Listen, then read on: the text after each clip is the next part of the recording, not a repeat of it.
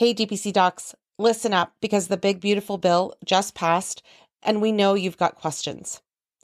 What does this mean for HSAs? How does it impact your patients or the future of DPC? My DPC Story is teaming up with the DPC Coalition to bring you answers. Head to mydpcstory.com/contact and leave us a voicemail with your questions, and we'll be covering them in upcoming episodes. Again, that link is mydpcstory.com/contact to leave us a voicemail.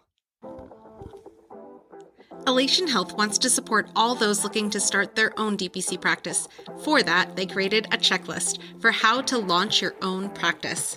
Learn everything you need to know about planning to open a new DPC practice, from Medicare opt-out requirements to legal advice, financial support to marketing know-how, and the technology resources available to DPC physicians. With Elation's EHR, ensure your patients receive high-quality, proactive care through an intuitive clinical workflow while reducing manual work and charting time. Elation Health's EHR supports you throughout all stages of your DPC journey.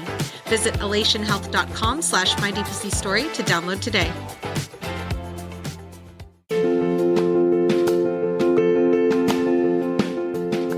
Direct primary care is an innovative alternative path to insurance-driven healthcare.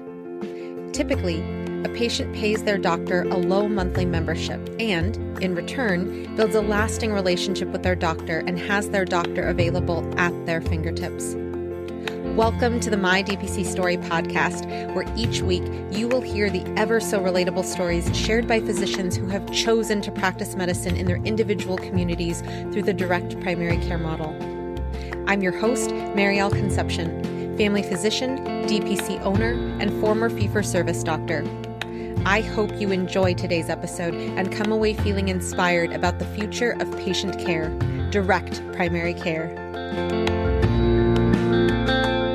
I am so excited for our conversation today. I am so excited because Dr. Lawrence Reed, a good friend and a kick-butt entrepreneur, is going to be talking all about her experience as a physician who was in the system. We are going to ask Dr. Lawrence Reed to talk about the diaper chair. And yes, I said the diaper chair, and that will be clear as we go on.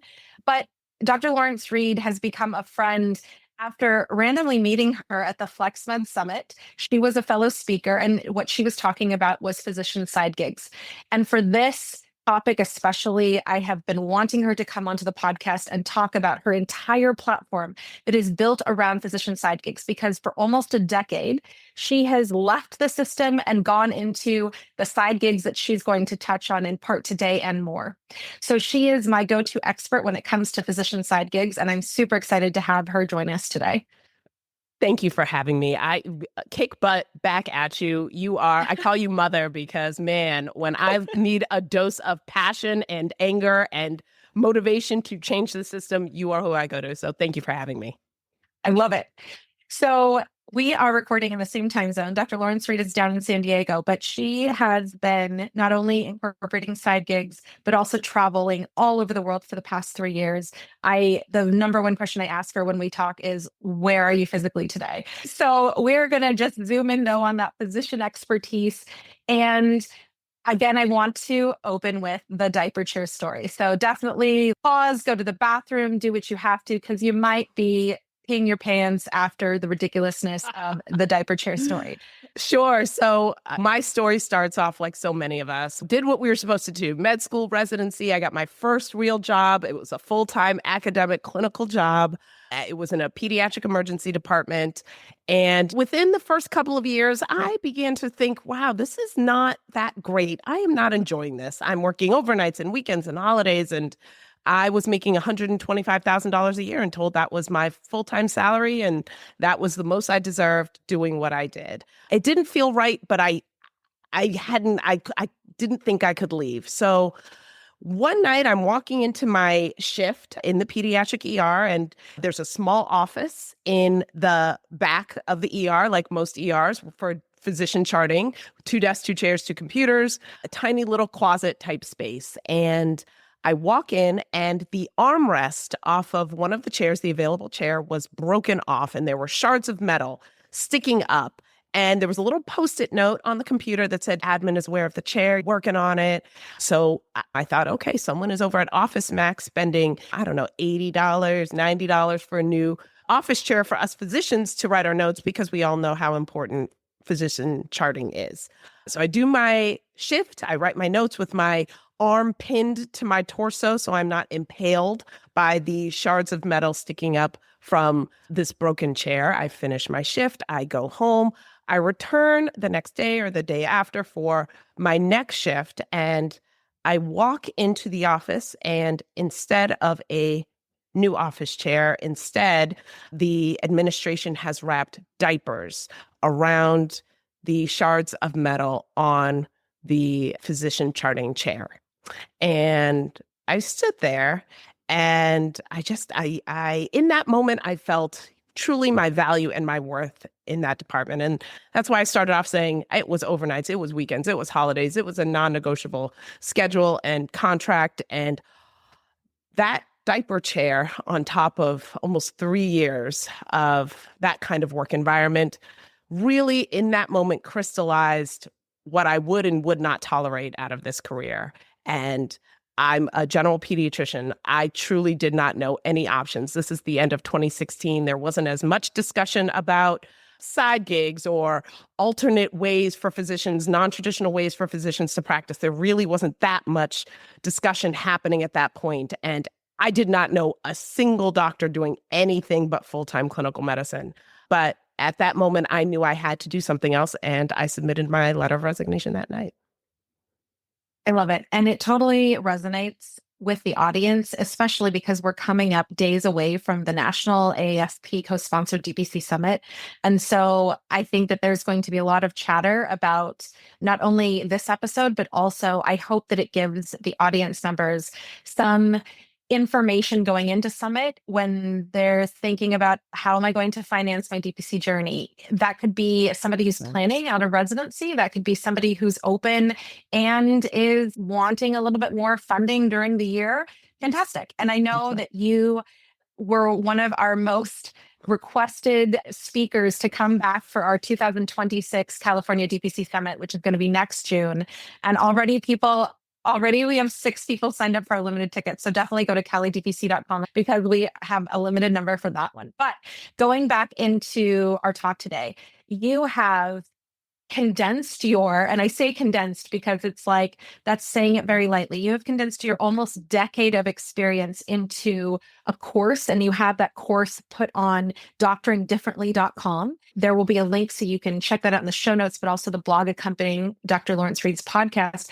But also, after the California DPC Summit, you had started a summer series, and that was really hitting on the top 5 high yield content that people are asking for, and the most popular pieces of content when people are asking you about side gigs for physicians, including and especially DPC physicians. So I'm super excited to get into the top 5. We're not the same as Billboard, but what is our number 5 rolling in at Dr. Lawrence Reed's top of the list? Sure. So I'll say, if we're going to count down to the most requested, I'll say, well, let me just start with saying that I have modeled Doctoring Differently and everything that I teach out of my own personal experience. After that diaper chair, I put my letter of resignation in. I had a few months. All I knew was going per diem. And per diem felt, for so many of us, it's like, wait, only nurses go per diem. What do you mean you're going per diem? It felt like the only doctors I knew who could go per diem were maybe mothers of 7 children who had a neurosurgeon husband. Those were the only doctors who could go per diem. But in fact, we all can and probably should. So I've modeled this whole course and the Doctoring Differently platform off of what I experienced, what I learned, what I tried, what I know to be true and available, these lucrative opportunities available to all doctors. So I'll say that number 5, to answer your question, would probably be starting an aesthetics practice. So we're going to work back, and I want doctors to know that, listen, each of these things I rolled in one at a time, but there are so many really intentional, tangible ways that you can start from wherever you are. So, of course, the aesthetics and med spa field encompasses so much. But it wasn't the first thing I did. As I said, per diem, locum, some of those clinical things were the first that I did.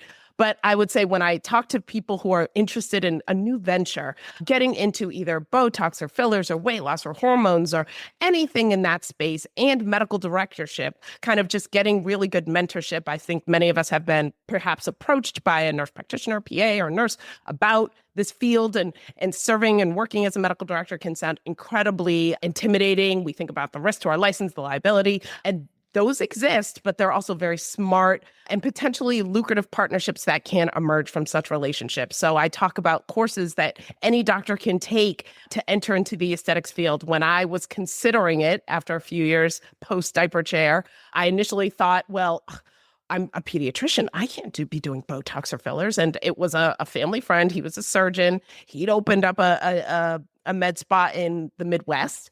And he said, you do harder things every day. Don't you suture kids' faces in a peds ER? Aren't you doing LPs, Botox, fillers? You can learn. And then it's a lot simpler and easier than what you're already doing. So that was a great, I think, boost of encouragement for me, at least at the beginning. I took a number of CME accredited classes in Southern California, and I started a concierge med spa in 2018. That's still going today. So you can learn how to start, or at least consider starting an aesthetics practice from any specialty. The other thing that I want to make sure that we mention is that I think it was after I saw you at the last FlexMed Summit, you're like, oh, tomorrow I have an in-home Botox party. And Yes. so you literally have been taking your knowledge and applying it where your patients and your clients are asking. It's true. It's true. I've really enjoyed doing this aesthetics part. I would say the main thing, and I think the most important thing that doing it very much for me, I'd never wanted to make it. I didn't want to own a brick and mortar med spa. I think it can be incredibly intimidating at the beginning to think, oh, I see that giant med spa at the corner down when I'm on my way to work, and I don't know if I could ever do that. And you don't have to. You can just start with taking a course or maybe starting a small practice. But for me, it taught me the value of my time, my energy, and what I can earn. We never are the ones generally. Now, I guess your DPC audience maybe is closer to this now, but in our training, we don't perform a service and then open our palm for a credit card. We never experience that exchange of direct services for money. Obviously, that happens way above us and beyond us, with different people, different hands. And so we never have quite that understanding of what is my time worth. So if I tell a patient, oh, we're going to do a few things on your face, and 35 minutes later, I say, okay, that'll be $2,000. And they hand over their credit card. It's like, oh, yeah, that is the value of my time and energy. So that was something, at least personally, that I'm grateful that aesthetics taught me. What is coming in at number 4? Number 4 would have to be medical writing. And whenever I say medical writing, physicians say, wait, what is that? Why haven't I heard of that? And I say, well, there's a reason, but enough of my conspiracies. Medical writing, who writes everything we read? Okay, someone has to write it. They didn't drop out of the sky on tablets from the heavens. Someone writes the things that we as physicians read, and quite frankly, writes the things that the world reads about health and medicine and wellness and fitness. So from everything from CME, from up-to-date, Red Book, FDA, we're talking about journals, we're talking about articles, and I'm not just talking about the dance of trying to get something published in an academic journal. We know so many doctors know that can be a really ineffective use of a lot of time and energy. But I'm talking about medical writing that actually pays you, the physician, for your knowledge, for your expertise. So medical writing is available to all physicians. And my favorite phrase is, are you a physician? Can you write? You're a medical writer. Look, it's already true. And you don't need to have a journalism degree. You don't need to go to a writing workshop to start. Yes, there are always things you can do to improve your writing. But I think we as physicians are so used to so many mantras about what we can and can't do. Oh, I'm not a good writer. Oh, I can't understand business. Oh, I can't. And these are things that were perpetuated and taught and have gotten inside of us and made us feel like we're so stupid about everything that is not clinical medicine. And that is not true. We are all good writers. So medical writing is absolutely something that every physician can start today. You can put it in your LinkedIn bio. You can put it in your email signature. Dr. Naomi Lawrence-Reed, founder of Doctoring Differently, board-certified pediatrician, medical writer. Boom. I did not lie. I am a doctor who writes. You are a doctor who writes. Ergo, you are a medical writer. Love it. Yes. And what is coming in at number 3? Number 3 would have to be probably, I'm going to put per diem and locums work in the same bucket here. And again, I'm going out of order of my own kind of personal career journeys. But going per diem, as I mentioned, was literally all I knew. I only knew clinical medicine. I only knew doctors and pediatricians working clinically. I knew I couldn't stay at the institution where I was. I had $200,000 in educational debt. I just needed to pay my bills. And I figured, listen, I cannot go to another full-time job right now. So I'm going to go per diem, and just understanding that even that step, I'm working in my specialty, I'm working in my community, I'm being paid hourly, I don't have administrative duties and responsibilities to a department. Everyone is so happy to see me because I'm effectively a substitute teacher and helping a potentially understaffed department. There's always a physician who's sick or has an obligation or is on maternity or whatever it is. So to be able to kind of slide in and help out, for me, was such a step in the right direction. From there, after about 9 months of doing per diem work, I took my first locums gig. At that point, so I remembered my residency program directors basically said, never pick up the phone when locums recruiters call, never do locums, never consider it. It is not for real and serious doctors. Don't do that. So at that point, I said, you know what? What else? I'm going to maybe do the opposite of what I was taught to do, because what they told me, and I wasn't happy there. So I'm going to try this, and had an incredible experience. So over the past 7 years, I've done a number of locums through a locums agency and direct contracts with different facilities that are short-term, that are rural or critical access. I have earned so much money, probably 5 times what I could earn here in San Diego. So doing locums, knowing how to negotiate, knowing how to speak to recruiters and understanding that they work for you and not the other way around, that you can control the conversation, that you can dispense them effectively to find the type of job or contract you're looking for, was a game changer. I'll quickly say the number one question I get about locums is, okay, so how do I find a locums agency? How do I find a good one for my specialty? And I always say, until I potentially start my own, which I have not done, until that happens, there is no perfect locums agency, okay? It is not about the agency. It is about you, the physician, knowing how to negotiate and advocate for yourself. These are corporations. These are companies. They have the same end goal, which is making money. But so you have to understand that it is about you, and be clear and articulate about what you need and what you want from a contract. So it's not about the agency. It's about you, the physician. So that's number 3. That's awesome. And I will say that this is exactly the content around the circumstances where I met you. We were at the FlexMed Summit last year in 2024. And as a DPC doctor talking about DPC as a side gig for specialists to get into the world of DPC, Right. or a specialist to leave a non-primary care specialty and start a DPC, that's where I was really focusing in. But then it was so empowering to hear you talk about a lot of the things that we find in DPC, like word of mouth, who you prefer to build your website, who you prefer to be your lawyer. The same type of thing happens in the physician per diem and locums world, and that there's definitely ways to do things even without a recruiter. There's ways to do things that are vetted and tried by physicians like you. And it helps you be autonomous, but also be intentional about physically where you're going to go. There was a HEMONC doctor, I believe she was in Florida, but she, at the end of hearing people like you speak, she was like, oh, so I don't actually have to leave my neighborhood to do locums jobs. This is amazing. That's And right. there's an entire world of strategy behind making a side gig out of locums and per diem work. And this is where I'm so glad you're mentioning this, because people need to know. And just to let you know, not only is Dr. Lawrence Reed speaking in her summer series that's coming up in August, we'll put the link to sign up for that in the show notes, but also she has her course year-round, her digital course, Doctoring Differently. And she's also going to be talking at the Rise Up Physician Summit that's going to be happening virtually in October. So definitely check out the link in the show notes for that as well. But this is where yes, you can do per diem and you can do locums and you can do, we're not even on number 2, number 1, but you can do aesthetics and you can do med writing as a DPC doctor. So that's right. Let's go to number 2. Right.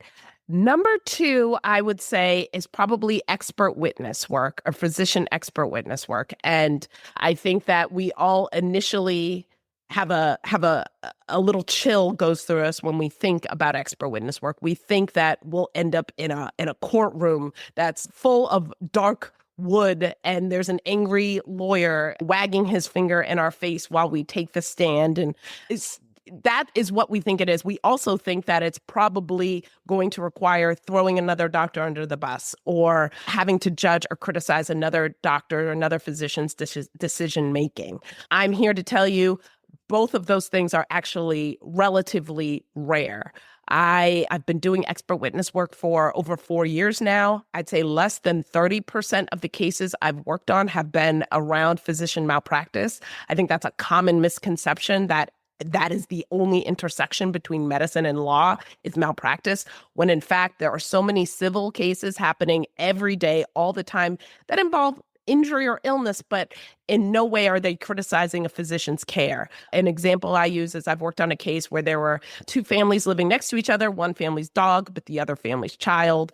And I, as a pediatrician, was asked to distill a stack of medical records. The child went to the ER, their pediatrician, plastic surgery. And so there were just a number of records about antibiotics, about the types of sutures, about the types of procedures. And the lawyers are just like, we don't know what's happening. We don't know what these words are. And they asked me to distill it, and there was absolutely no focus or blame on the pediatrician's care or any of the physicians who saw that child. By the way, I now charge around $600 to $700 per hour to review these charts and to do this kind of work. So, of course, it is incredibly lucrative. And the other part is, now in this post-pandemic era, I have never actually met a lawyer in person. I've only had Zooms and phone calls, and emails exchanges. So this is effectively a remote physician gig that we can, all of us could do. And quite frankly, I'll say this, and I'm just going to go out there, that I believe every physician who is out more than 3 to 5 years from training can work as a physician expert witness. This is an open book test. You always have access. You'll never be put on the spot surprise. They might ask you if you're a pediatrician about lead testing. They may ask you, a family medicine doctor, about a poisoning or toxicology or something like that. You have time to go look things up and come back with your response or your answer. So this is not a kind of pop quiz on the Krebs cycle. You can look things up. And I also believe every physician at some point in our career should actually partake in this work. I think it's important for all of us, even if it turns into a malpractice or you're presented with a malpractice case. I think that physicians of honesty and integrity who believe in science should be working on all sides of all cases, including malpractice. I would want that. You would want that. I think all of your listeners would want that as well. So expert witness work, number 2. In the summer series and in the full Doctoring Differently Academy course, I teach exactly how to start finding these kinds of opportunities as a medical expert witness, because you can feel like a sitting duck, like, well, how do I even start? How do I even find it? Where do I even look?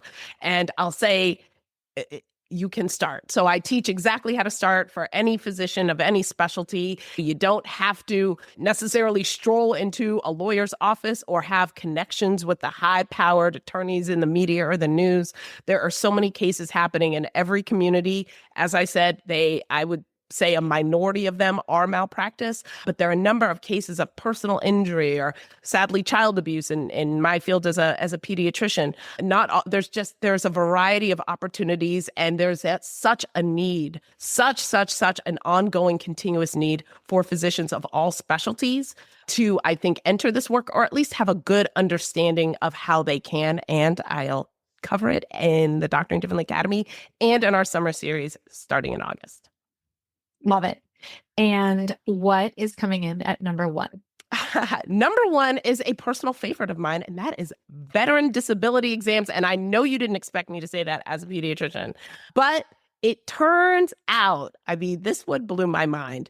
It turns out that the GI Bill, which many people know about, the GI Bill signed in, I believe it was 1944 by FDR, It ensures that our veterans who are separating from the military, retiring from the military, get their education paid for. But another part of it ensures that these veterans, if they were injured or sustained an illness while they were active duty, that they get compensation. They get disability and compensation when they separate or retire from the military for their illness, whether they had an injury that was pre-existing and it got worse, or they sustained a new injury while in service.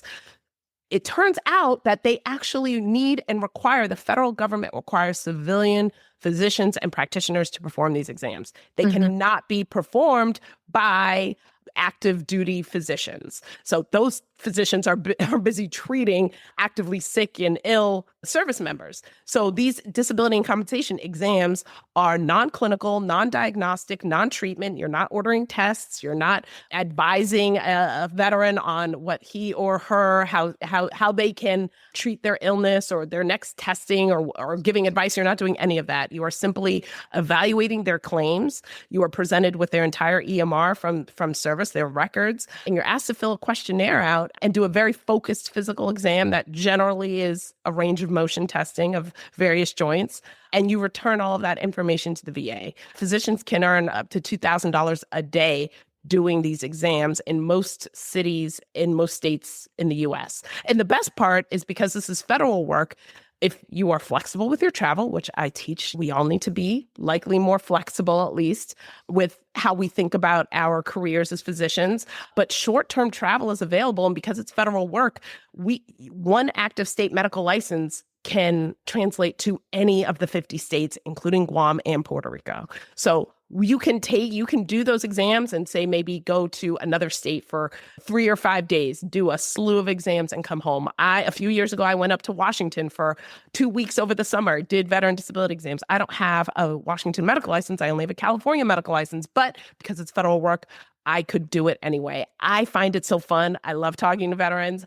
I think it actually makes me a better pediatrician, but I want to remind you again, it is not clinical, it's not diagnostic, it's not treatment. And when I started, I hadn't touched an adult clinically in 10 years. That was when I had graduated from medical school 10 years earlier, and I'd seen only kids since. So look at the scope of practice that I didn't even know I had access to, I was able to do. So number one, I think the one I get the most questions about is veteran disability exams, and any physician of any specialty can do them.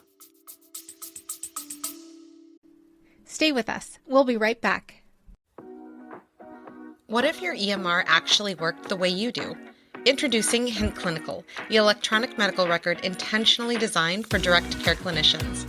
Purpose-built for new and growing direct primary care practices, Hint Clinical includes the functionality of a modern EMR, practice management, patient communications, and membership management all in one technology. Imagine quick, customizable templates that adapt to your workflow, secure patient messaging that builds stronger patient relationships, and simplified appointment scheduling with features like self-schedule and an integrated Google Calendar. Ready to explore the all-in-one EMR for direct care? Visit hint.com/clinical to learn more and get your first month of Hint Clinical for free. Run your practice your way with Hint Clinical. Imagine this. Your patients leave your office with their diagnosis and their medication in hand. No pharmacy lines, no delays, no confusion. This episode of My DPC Story is brought to you by AS Medication Solutions, your trusted partner for medication management made simple. ASM empowers physicians to dispense medications directly to patients in a way that is simple, compliant, and cost-effective. That means better access, better adherence, and better outcomes, all from your practice. Need flexibility or provide virtual care to your patients? ASM has you covered with mail order options too, so your patients can get the care they need wherever they are. ASM doesn't just offer on-site medication dispensing. They offer a care-enhancing tool that improves adherence, communication, and trust. Visit a-smeds.com to learn how ASM can streamline your care and strengthen your patient relationships. That's ASM, medication management made simple. Starting or growing a DPC? Then this is for you. At Jumpstart DPC Solutions, we don't just do marketing. We walk with you through the messy, exciting, overwhelming parts of building a DPC. Need a brand that reflects who you really are? A website that actually converts? Someone to talk through pricing, panels, or patient growth? That's us. We're accessible like your practice. Text us, call us, email us. We check in regularly and act like a true partner, not just a vendor. We've helped over 50 DPC practices build from scratch or scale with purpose, and we know what works because we live in this space every day. Go to itsjumpstart.com to see the difference. Jumpstart DPC Solutions, because your story deserves more than a template. I love this. So there you go. Dr. Naomi Lawrence Reed's Billboard equivalent of the top 5 that she has for physician side gigs. And just as we do in DPC, we under promise, over deliver. I really would love if you can, even though it's not one of the top 5s, Sure. I would love if you can talk about how you empower your fellow physicians out there to think about business and money. Because as you're going through all these different, the top 5, you still have to deal with business and you still have to deal with money. And you do. absolutely talk about that. I do. Thank you. So for all of those fun opportunities that maybe have crossed a physician's mind, I think the thing that causes us to halt is, but I need health insurance. Like, that sounds fun. $600 an hour to be an expert witness, or this, that, or to do veteran disability. But I have a family. Everyone is on, even my parents, my kids, my husband, my spouse, everyone is on my health insurance. So I teach in another part of the Doctoring Differently summer series, week 3, we get into the money and business of doctoring differently. And the first part of that lesson is how to find your own health insurance. I mean, if we can just take a step back, I really hate that we really have no understanding about health insurance. And I'm speaking for myself when I began this journey as well. Had no idea really the components of a health insurance policy, what I needed, what I was looking for, and how to find my own. We talk about it. We teach many options for getting health benefits for a physician, for their family, so that they are able to work in this independent way and potentially leave a full-time clinical employer. I talk about how to think and recalibrate your retirement strategy, or at least the thought of, well, I've got this retirement account. I really don't understand the details. People are throwing around numbers like 403B and 401k, and I don't know. Let me study everything about my accounts.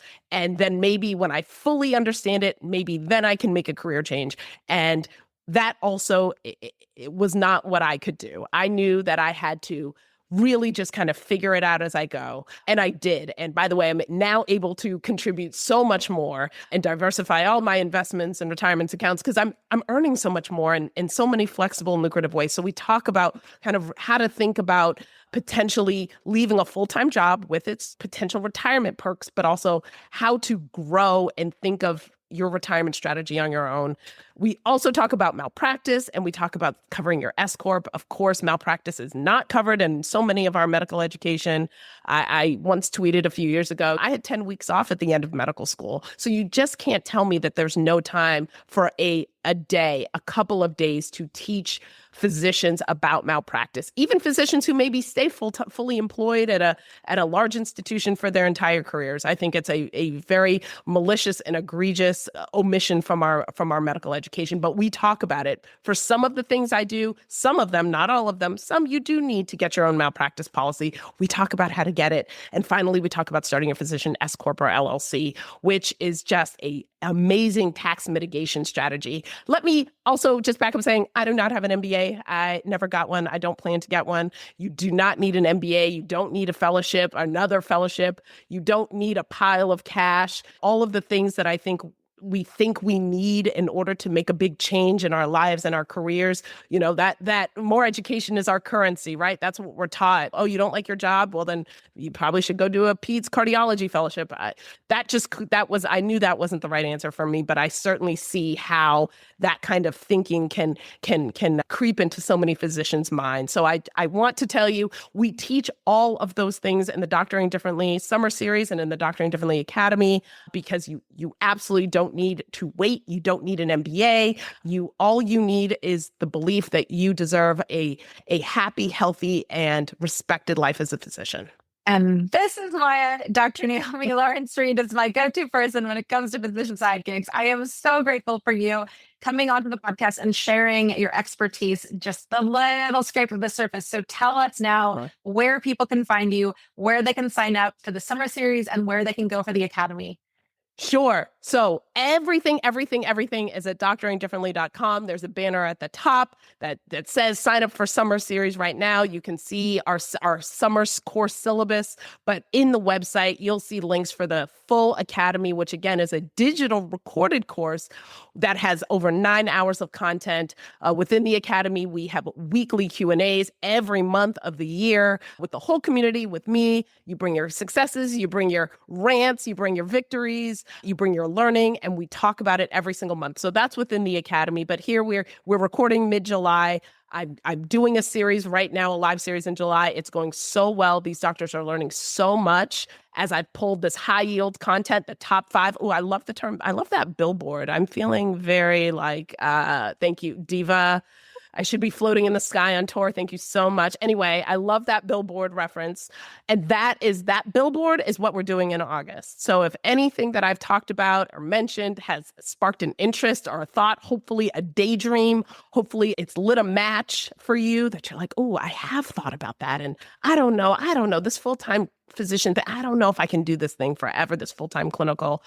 Please, this is your opportunity. I have the time in August to do it. In the summer, I don't know that I'll be able to do it the rest of the year. So I want to teach this live to get your questions live, but we go sequentially each Tuesday night in August. We will go down the list of the top 5, but also the money and business of doctoring differently and how to find, how to start, how to secure your future, how to protect your assets as you go. And oh, by the way, we teach resignation too, how to write a resignation letter.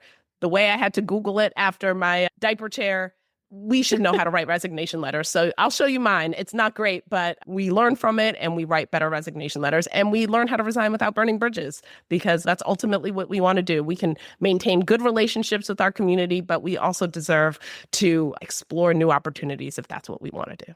So empowering. Again, go to doctoringdifferently.com to sign up and connect with Dr. Lawrence Reed after this podcast. And I will add one more thing here. Everything that I've talked about, my billboard list of medical writing and expert witness and locums and per diem and veteran disability and medical writing, all of these things, they can be bridges into a thriving DPC practice. They can be the thing that kind of you start to do as you're building your cash flow, as you're getting used to working as an independent physician away from a full-time W-2 employer. These are steps that you can slowly and intentionally take. So it doesn't necessarily feel like a huge leap from a full-time employed job into your own thriving DPC practice. This can be a bridge. This can be constant, consistent cash flow, doing per diem, doing expert witness, doing a locums gig or something like that. Or all of these things can be done on your way to a DPC practice.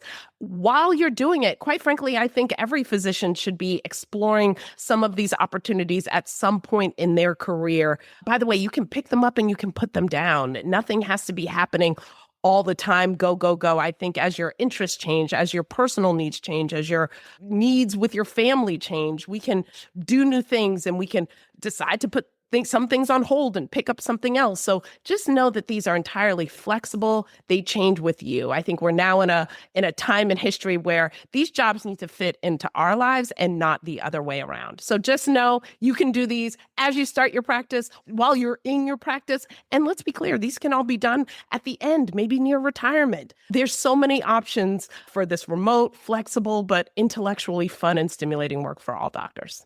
Thank you so much for coming on today. You're so welcome. And I'll just say, sign up for the mailing list, even if you're not ready to join the course or to join the summer series.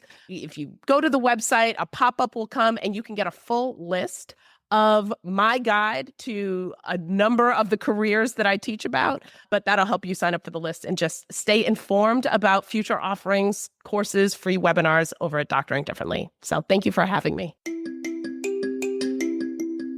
Thank you for listening to another episode of My DPC Story. If you enjoyed it, please leave a 5-star review on your favorite podcast platform. It helps others find the show. Have a question about direct primary care? Leave me a voicemail. You might hear it answered in a future episode.